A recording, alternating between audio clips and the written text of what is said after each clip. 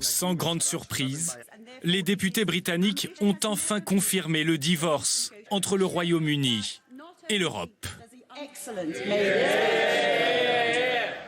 Après les innombrables blocages de parlement, de reports, voire même de changements de Premier ministre, la Grande-Bretagne semble cette fois prête à quitter définitivement la zone euro, officiellement dès le 31 janvier prochain, pour entrer dans une période de transition. Une nouvelle victoire importante pour Boris Johnson. Depuis son succès sans appel le mois dernier aux élections législatives, il bénéficie désormais d'une large majorité au Parlement.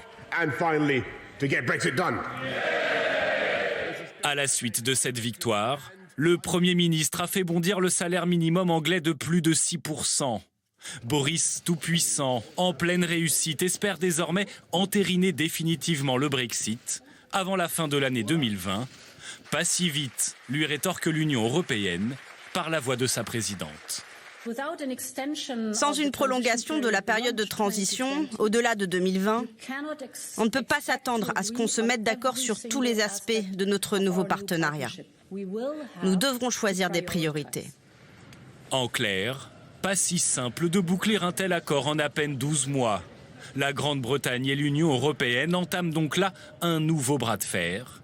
Pas de quoi troubler outre mesure les Britanniques qui aujourd'hui avaient d'autres priorités. Harry et Meghan se mettent en retrait de la famille royale. Une sortie surprise dont la Grande-Bretagne a le secret.